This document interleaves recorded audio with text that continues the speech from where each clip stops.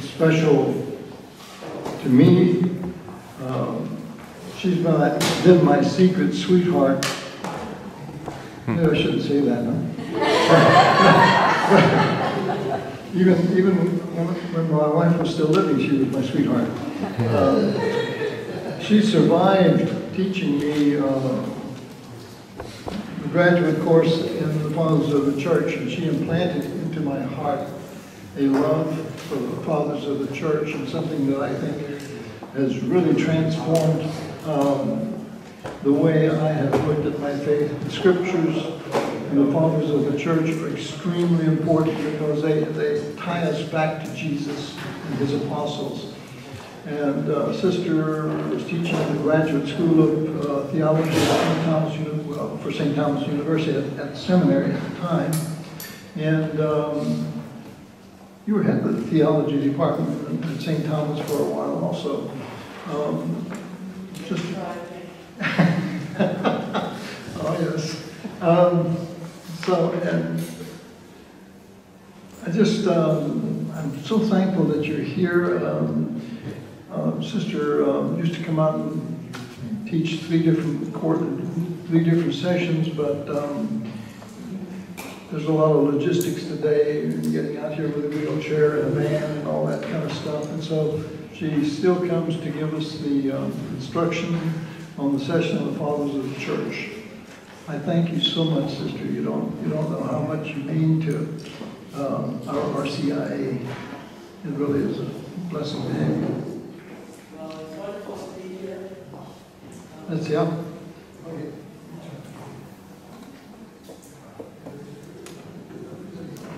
It's certainly wonderful to be here, and I will say that Deacon Bill is certainly very special to me, and certainly this RCIA is very special to me.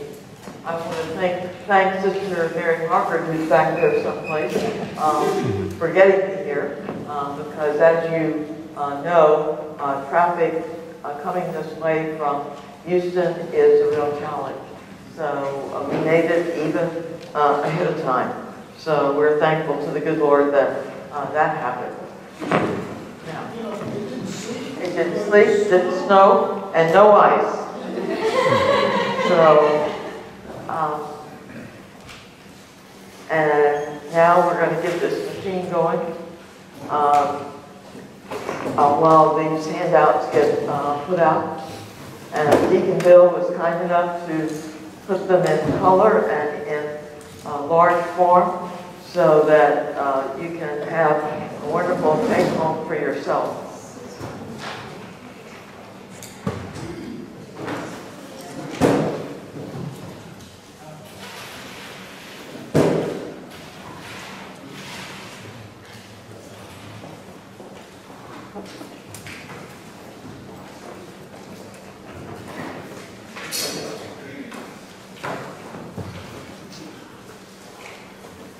Okay.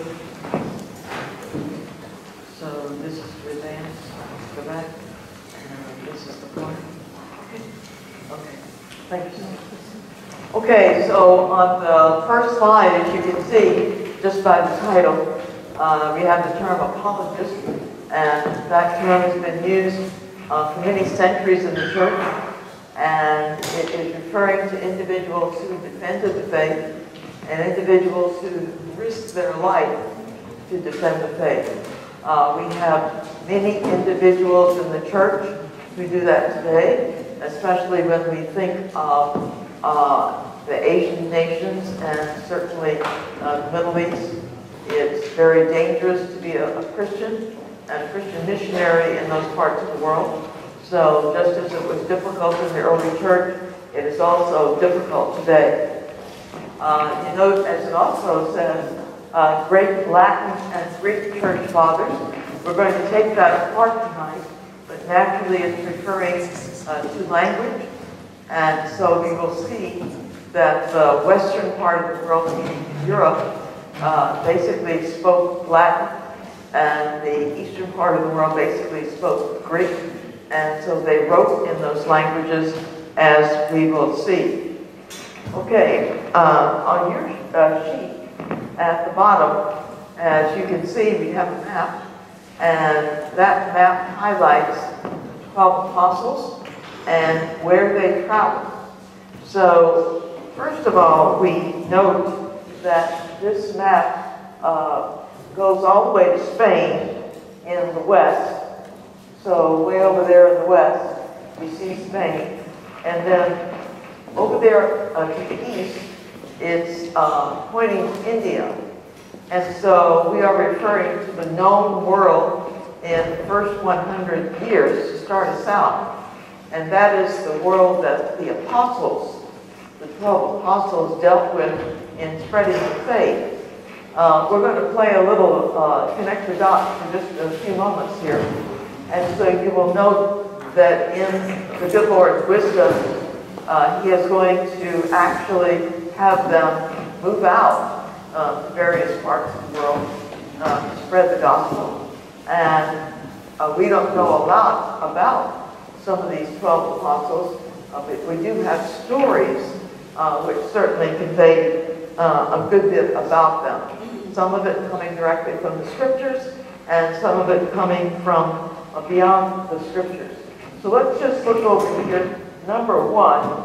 And number one is Peter. And so if we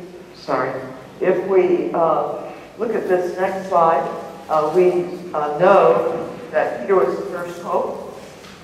And Peter refers to Petrus meaning on the rock, or Cephas. And if we know our scriptures, we know that in Matthew 16, Jesus refers to Peter as the rock. So you are Peter, and upon this rock I will build my church. And so Peter is going to become the first pope. We know also that in medieval times, and in fact beyond medieval times, many people could not read. And so we had churches, what we would think of as cathedrals, which used what we would think of as shields. And so let's just look at these shields for a moment, the first five. Who can tell us why keys are up there? Anybody? Why are keys up there? What does it have to do with Peter? Thank you. Keys to the kingdom. So, again in Matthew 16, Jesus says to Peter, I will give you the keys to the kingdom. And that is going to refer to the authority which he was given as the first pope. Who can tell us about the next one, number 2? What's that about? Yes. Peter was crucified upside down. Why was he crucified upside down? He didn't feel worthy to be crucified upside down. Yes, he did not feel worthy to be crucified upside down. Right side up, like Jesus himself. And then, of course, we have those two symbols put together in the third shield. And we see the fourth shield with a combination of crosses. Why do we have that cock?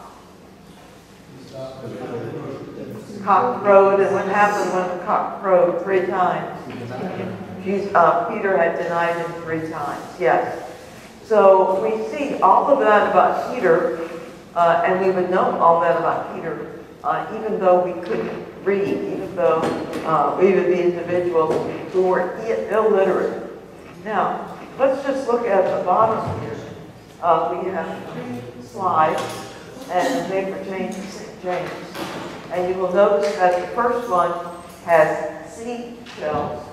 The second one has a traveling cane and a traveling bag. And the third one has an SJ with a hat to go with it. And so if we go back a little bit, you notice that number 3 has James the Greater. And James the Greater is connected with Spain. Anybody tell us the name of the famous place in Spain which is a site of pilgrimage today. Anybody? Compostela, that's right. Compostela. And so James is said to be buried at Compostela. And so that became a site of pilgrimage in the early church. James is supposed to have been martyred in Jerusalem. You see Jerusalem over there. And then mysteriously his body got back to Spain. And there he is buried.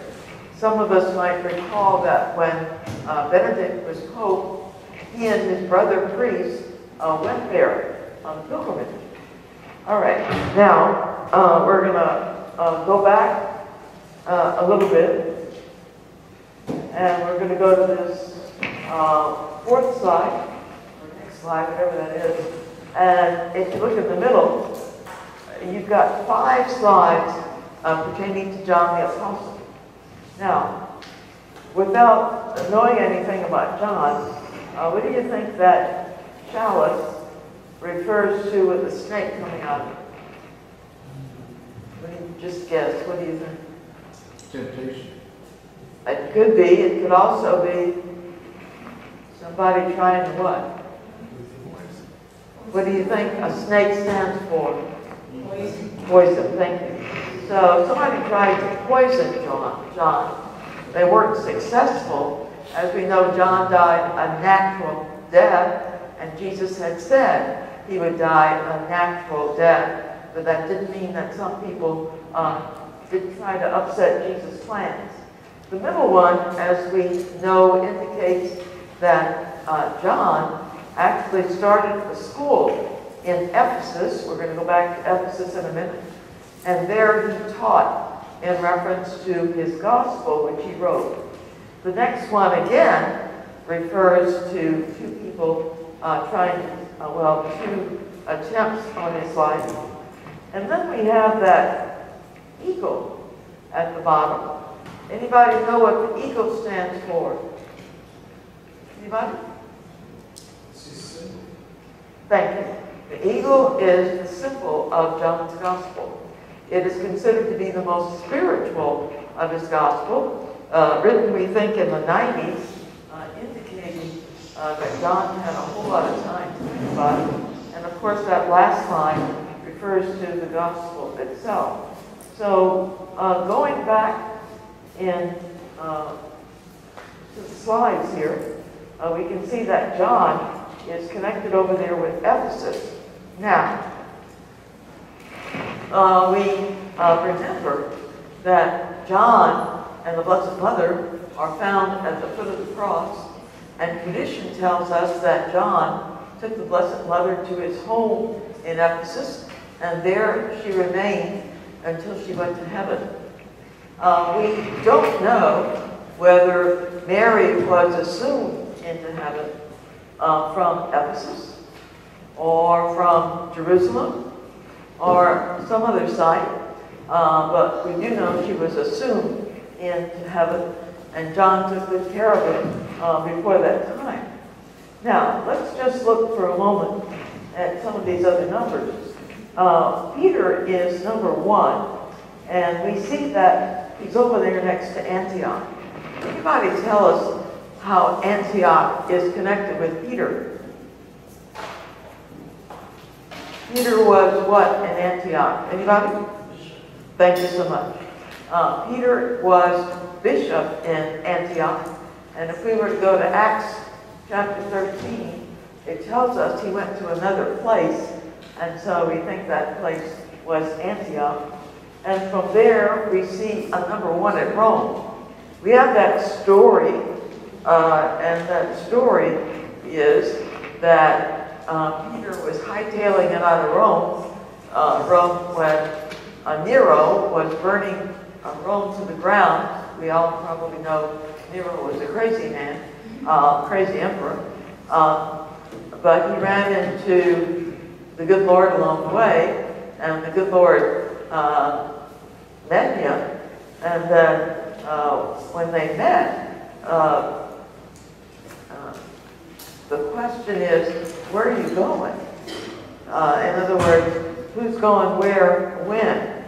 And so when Peter saw that Jesus was going to Rome, he said, well, I better go back and go with him. And so when he went to Rome, we know, as we said earlier, that he was crucified upside down. Now, let's look at some other of these people for just a moment. Number 10 and number 11, we have Simon the Zealot, and we have Jude Thaddeus. And those two were supposed to have been martyred in the area that we think of as Persia together. And so we have the Feast of Simon and Jude on October the 28th. In medieval times, Jude was made the patron of lost causes. And so maybe some of us know that St. Vincent de Paul Church has a site in their church where we can go and pray to St. Jude. We note that number 6 over here is connected with India because Thomas went all the way to India to spread the gospel. And he is connected with building churches because we remember that Thomas was doubting Thomas. He was the twin. And those fingers which doubted the wounds of Christ actually got to touch the wounds of Christ and build churches in honor of the good Lord. Now, we can spend the rest of the night talking about that, but I'm not getting paid to do that, so we're going to move on. So, but you could certainly get some rich stories in reference to these men. All right, so here we see a very young John at the foot of the cross with the Blessed Mother. And we have many different images of that at the foot of the cross, as it says. Whoops. All right. Now, you see up at the top, it says early Latin fathers. We're going to come back to this slide in just a moment. I'd like to look at this one where it says apostolic fathers. So that term apostolic, as it says, these men had personal contact with the apostles. And so, as it says, or they were instructed by disciples of the apostles. So you will notice John the Apostle, who we just talked about, knows Polycarp. And Polycarp knew Irenaeus. And so these three men followed each other in time. And so it makes their message more authentic because they knew each other. And so we're talking about apostolic fathers. Now remember, there's no computer at this time. There's no fax machine. And so basically we're talking about papyrus, and we're talking about word of mouth. And so people would spread the good news of Christ in that way. All right, so let's move on here. That term apologist we just talked about a few moments ago. And as it says, those who defended Christianity, especially during the era of persecution, before 313. All right, I'm going to call on anybody who can tell us what happened in 313. What document was issued? Anybody know? Anybody? It was the Edict of Milan.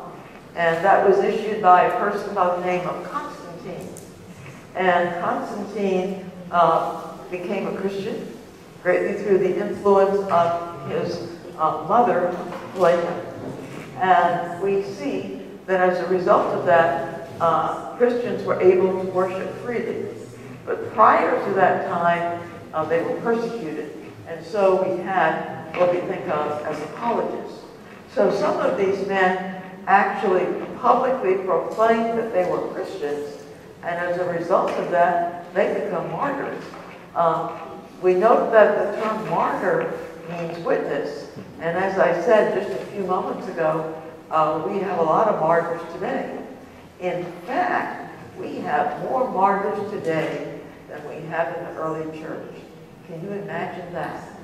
People called to martyrdom in this era in which we live. That's really something to think about, that people would have that much faith that they would be willing to give their lives to spread the gospel. Okay, so moving on. So we're looking at these very, very early writers. So you see we have Justin. So he lives 100 to 160. He dies at 160 because he's going to be a martyr. But he will do a lot to spread the faith. He will come from the east. You see where it says Samaria. He's a convert from paganism. And he comes, as it says, taught in Ephesus. So Ephesus is going to be the home of John the Apostle. And so John comes from there. And as it says, he engaged in a disputation with a Jew. So what does that mean? He did write a document to try to convert Jews to Christianity. And in that document, he tried to answer all the questions that Jews would have about Christianity. And so that was a wonderful thing to do. Then he comes all the way to Rome, and he opens a school, and that school becomes a school in reference to what we think of as rhetoric. In other words, teaching people how to give public speeches. But in fact, not only did he do that, but as it says, he wrote this dialogue with Trito. And then he wrote 2 apologies. And those are so important to us because they tell us how the Christians worship in the early church, how they celebrated baptism, how they celebrated Eucharist. And so we have that from the pen of Justin. And so we are so thankful for that. And since he did this publicly, unfortunately, he dies for the faith.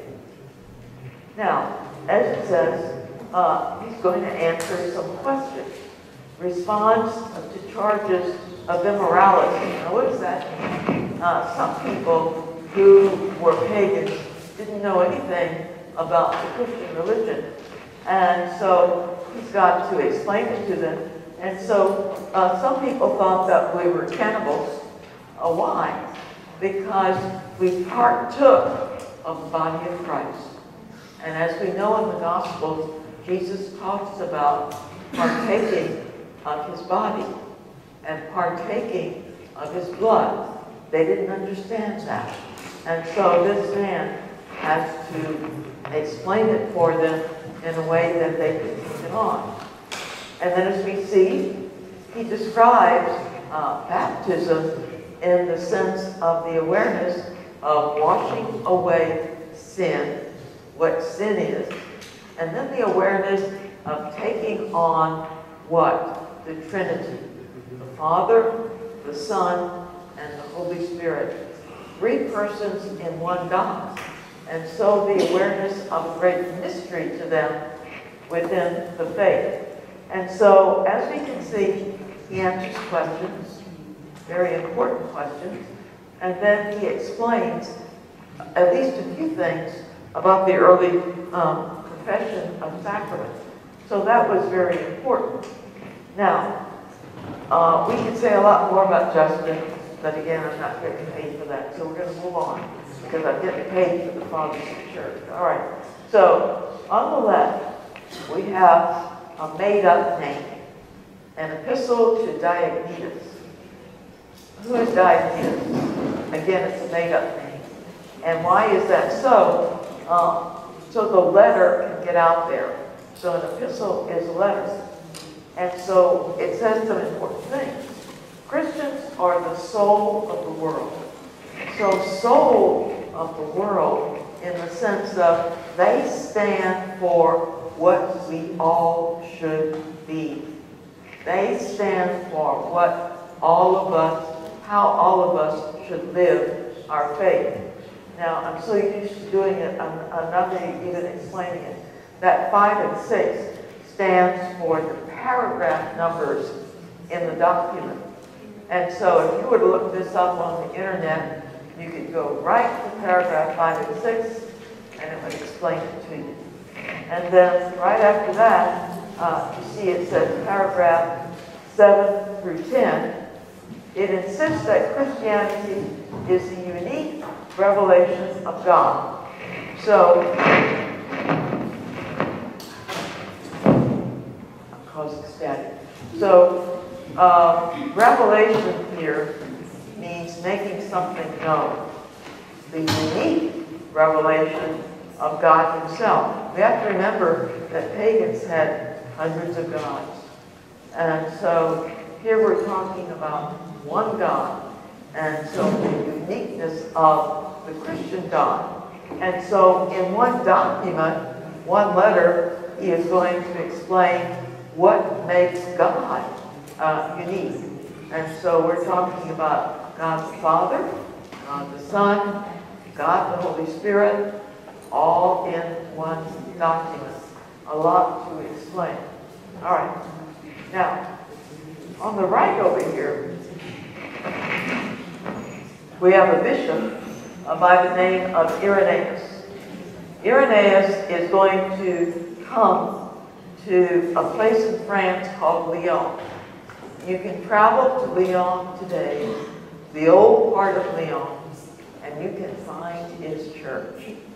And right outside his church, you can find the place where Christians died for their faith.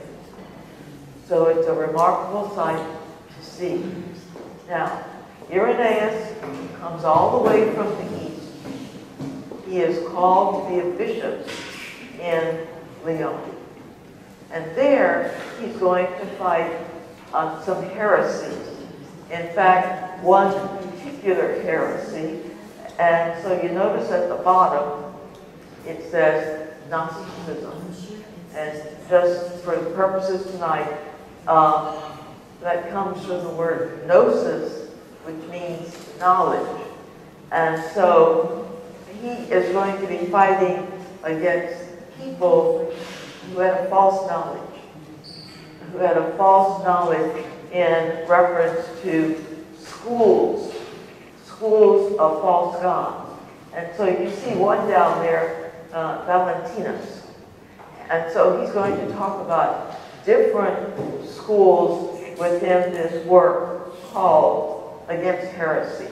And so that's a very valuable work in the early church.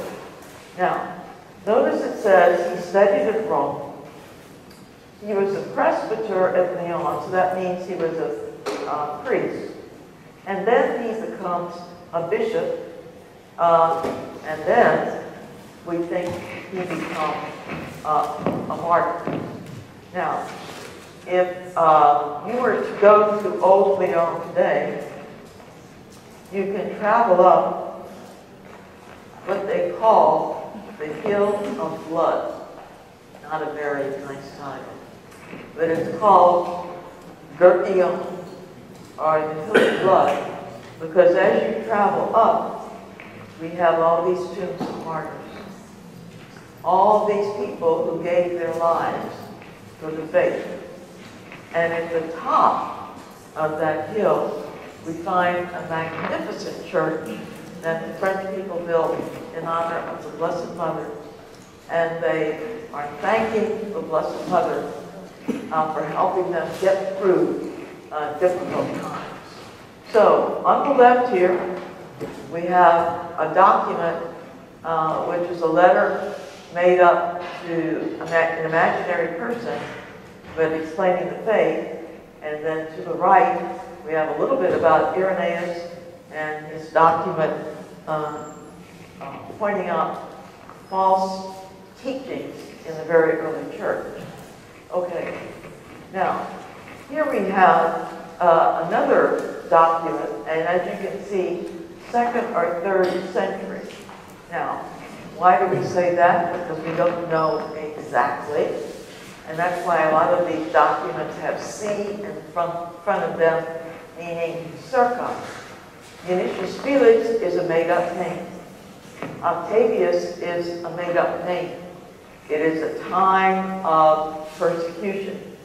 But Christians want to get the message out there. So as you see, it says it's a conversation between Octavius, who is a Christian, and Cecilius, a pagan, who was converted by the arguments which are presented. And so it's a way of explaining the faith through imaginary people. And so that works. Now, you notice as it says, it refutes common arguments against Christians, argues for monotheism, a belief in one God, divine providence. Divine providence. We, as Roman Catholics, believe that God not only cares for us, but He reaches out to help us. So divine care, divine providence. A lot of people think, well, you know, God's not very caring. Some people would say it's like God winds up a clock, and at the end of the world, He'll come and see it. That's not the way God is. God listens to our every prayer, our every thought, our every desire. God is certainly a very, very caring God. And so the awareness of divine providence. Just to think about that and get on our knees and be thankful for God's care for us is a worthy prayer tonight. He attacks pagan mythology. That's all these stories about these false gods. These false gods are terrible stories, which I'm not going to get into. They behave, how can I say, in an unchristian manner. And so what he's going to do is point out that they have no morals. How could you accept somebody who lives or who professes such a way of life? All right, so all of that is in that one document. All right, now, Lactantius was a real person. And as you can see, 240 to 320, so if your math is the same as mine, he lived until he was 80 years of age. We also see that Diocletian made him a teacher of rhetoric. And so that tells us that he was an educated person. But he lost his position when he became a Christian. Now, why is that? Because Diocletian was an emperor who was a pagan. And so he wasn't going to have any Christian around. But Constantine is going to come along, and he will make him a tutor to his son Crispus. And so, in that sense, Lactantius will make it through. Now, as we see, Lactantius wrote Divine Institutions, an account of a Christian attitude to life. It's like a summary of the Christian faith. On God's workmanship. Now, what is this? This is looking at the marvels of God's existence just by looking at creation itself. In other words, we can prove that God exists by the very fact of creation. And so we can ask ourselves, well, where did the first tree come from? And you can say the acorn, but that came from a tree, but that came from an acorn. We can go back and back and back. And in other words, there had to be a first cause, and so on. So we can prove the existence of God just by using our natural intellect, what Thomas Aquinas is going to call natural theology. We see at the bottom, we have a work on the anger of God. In other words, God expresses emotion, just like we express emotion. It's pointing out that we, when we look at the scriptures, tend to describe God in a very human way. Now, like Pentius, I don't have all of his works there, but he wrote a work pertaining to what the emperors did. And in his works, we see that he is the one who tells us that Peter was crucified upside down. All right. Now, we go on to another real person, and as you can see, Tertullian is his name. He lived in northern Africa, and we think he was a jurist. So what does that mean? We think he was actually ran law school. We believe, since he knew so much about the faith, that he must have been a priest. But Tertullian is going to, unfortunately, get himself in trouble because he's going to fall into a heresy in the latter part of his life. So some of his works are what we would call orthodox, and some of his works are what we would refer to as heterodox, meaning that there are some elements in them which don't go along with the Christian faith. And so at the top, we see we have a work on penance, so that's totally orthodox.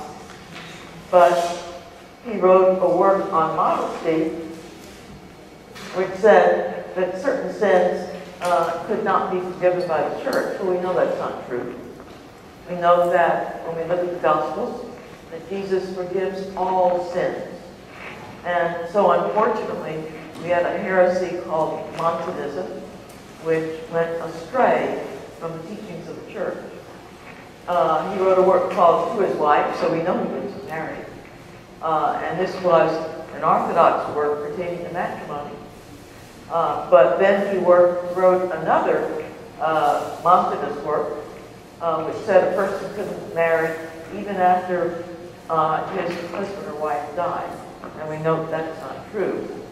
All right. Now, we have Cyprian. And as you can see, Cyprian dies in the year 258. So, unfortunately, he is living during that era of persecution.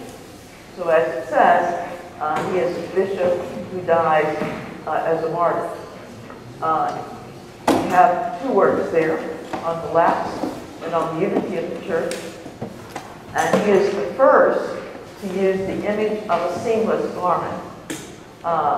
So what does the seamless garment refer to? But the garment of Christ.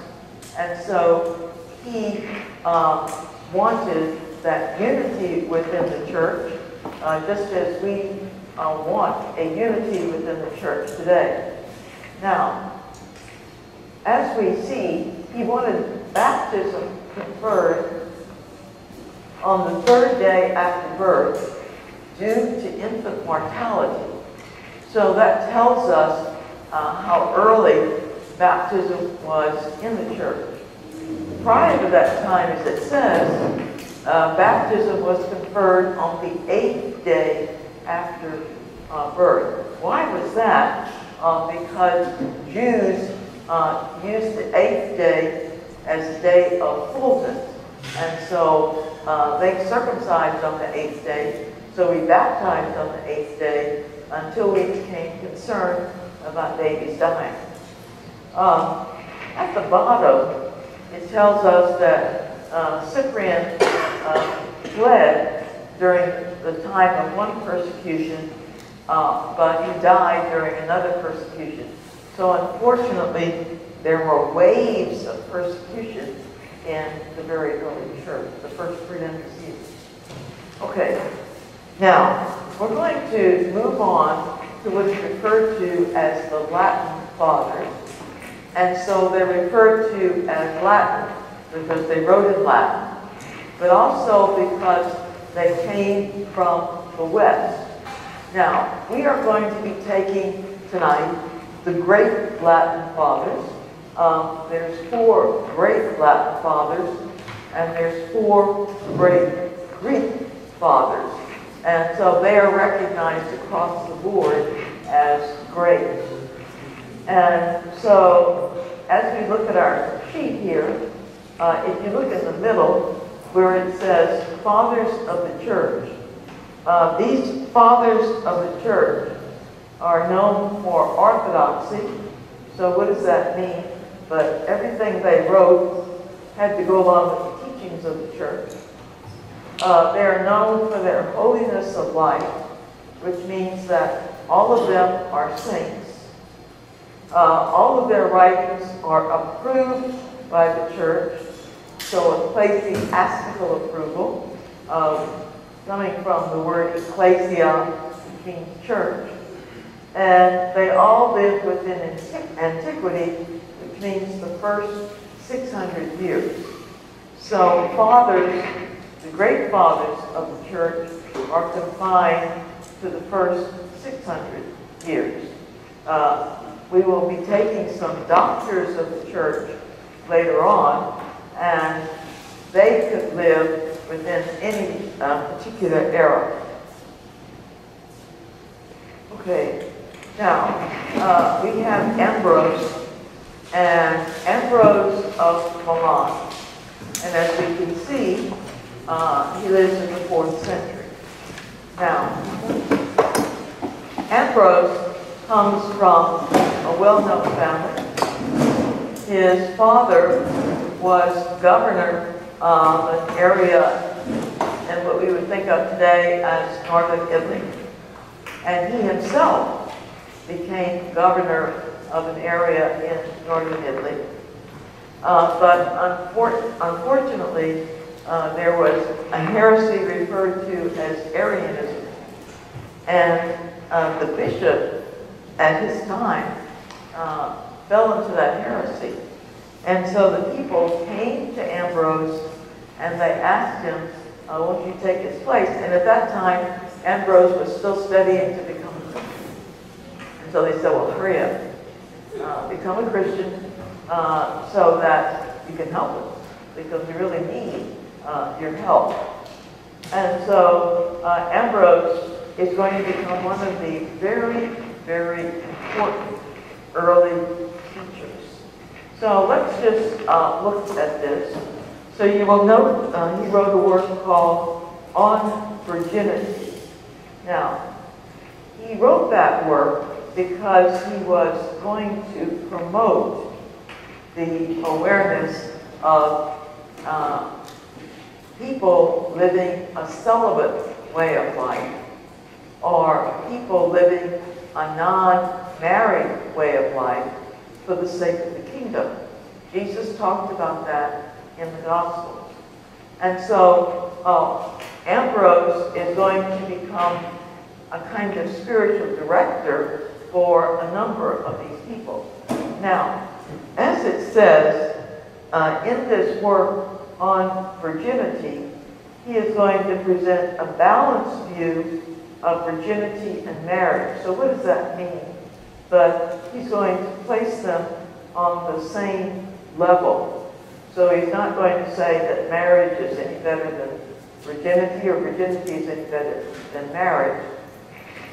That some people are called to marriage, and some people are called to virginity.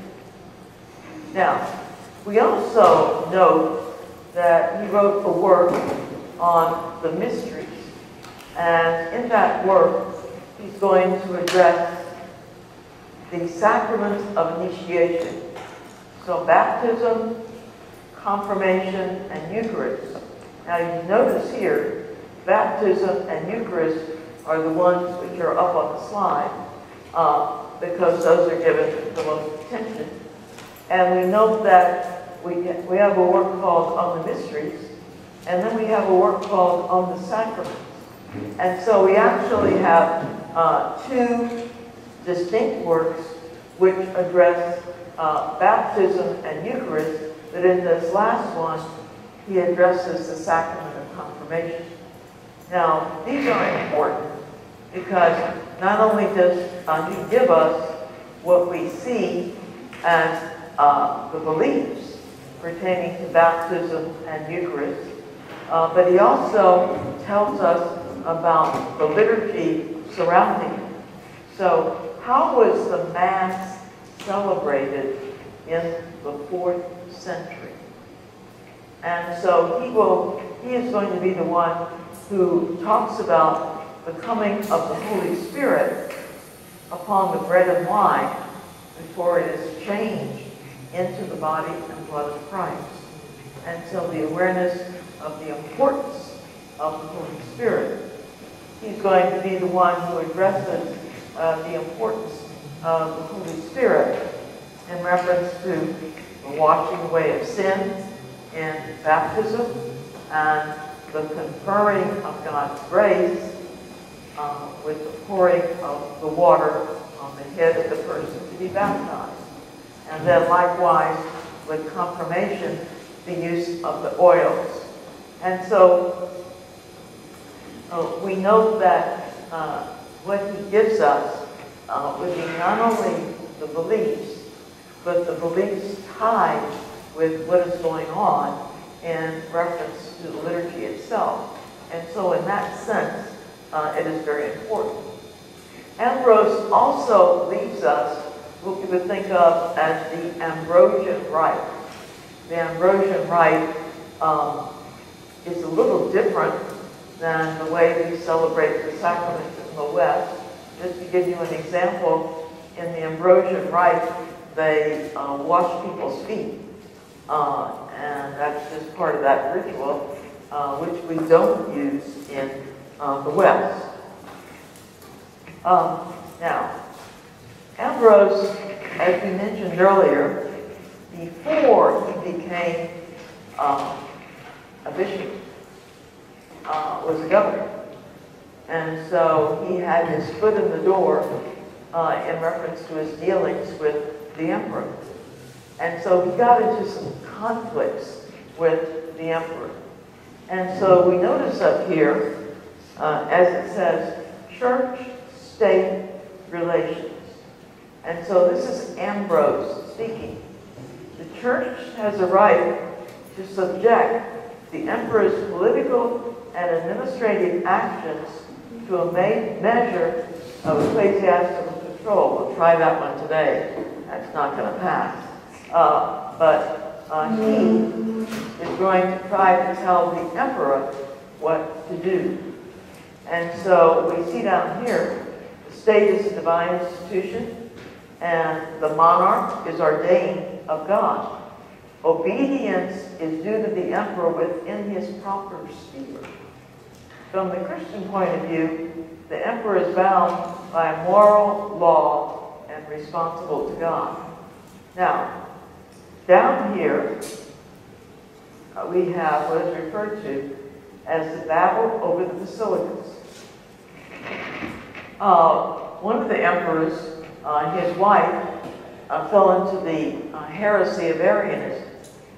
And so she went to her husband and said, I want this church used for Arian liturgies. And the emperor said, okay.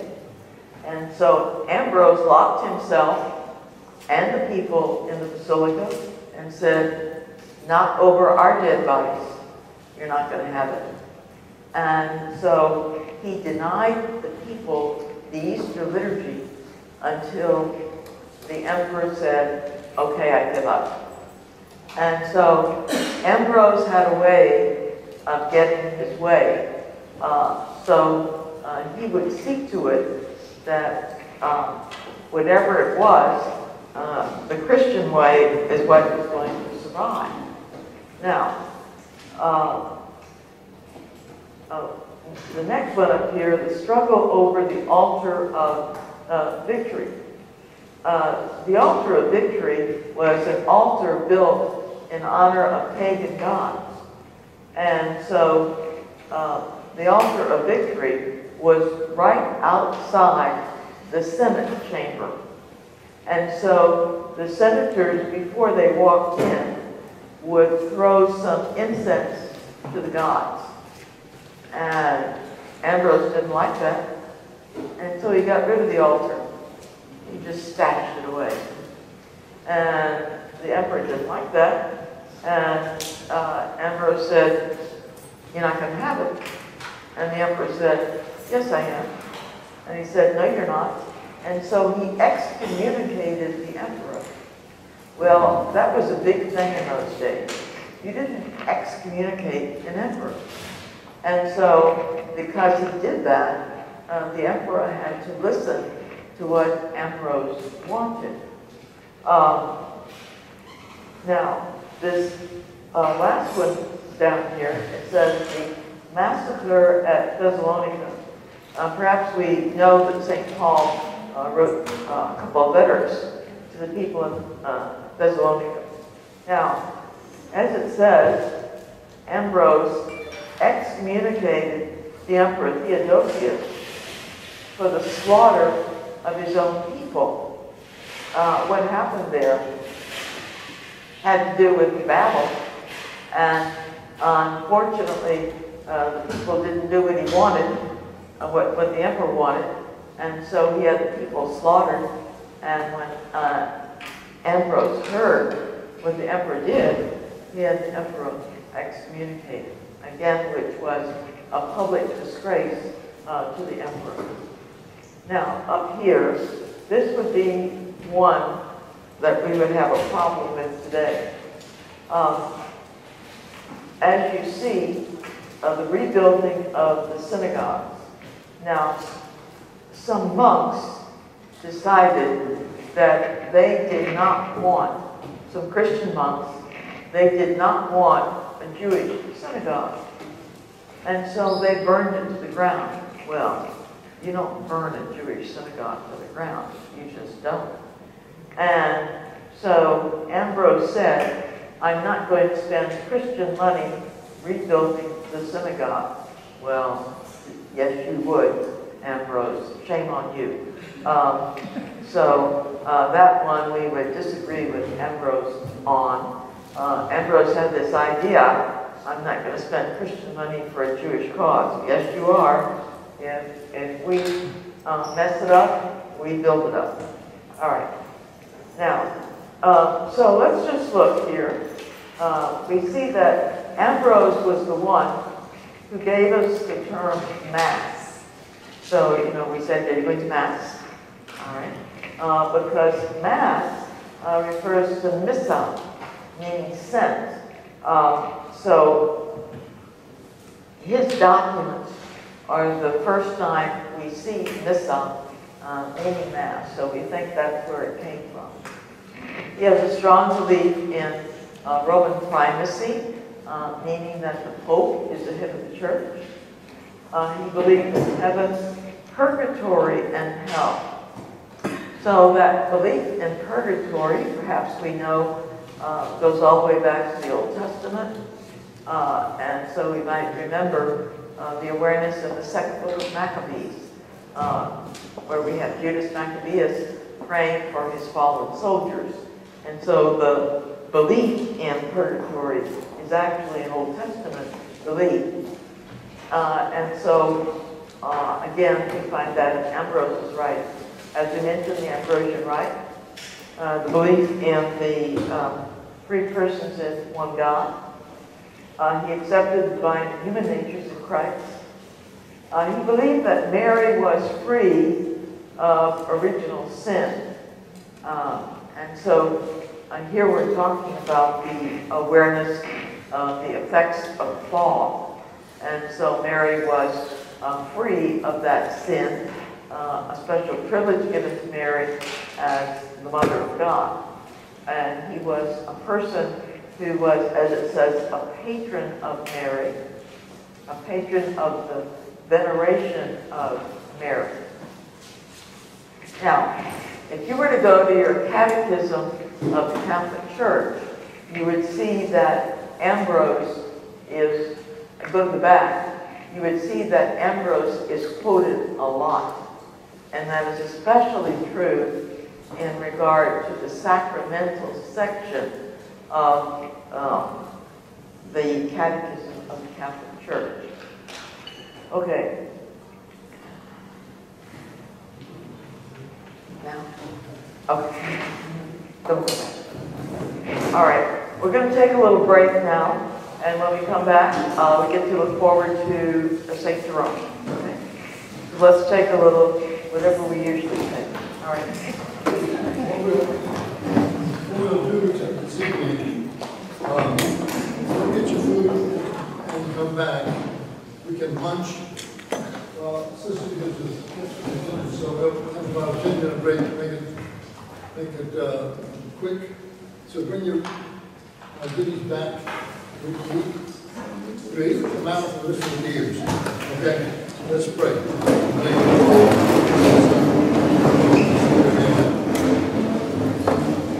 Bless us, O Lord, in these thy gifts, which we are about to receive from your bounty, through Christ our Lord. Amen. In the name of the Father, and of the Son, and of the Holy Spirit. Amen. He is known as a biblical scholar. We also see there's lots of books in the background, and so the image of a scholar. But at the bottom of the picture, a lion, because he is credited with a temper like a lion. And we'll talk about that shortly. Notice that he lives in the 4th and 5th centuries, so we're moving right along.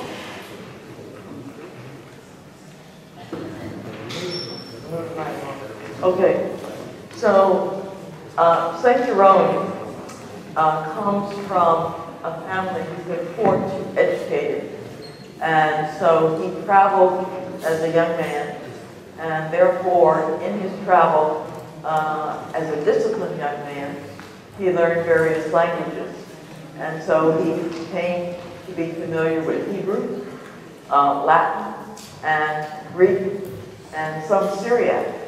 And so you will note on this first slide, in looking at his works, he is connected with what we think of as the Vulgate.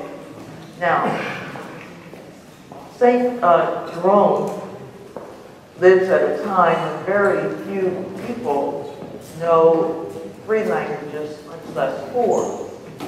And so Pope Damasus learns of Jerome, and so he hires him as his secretary.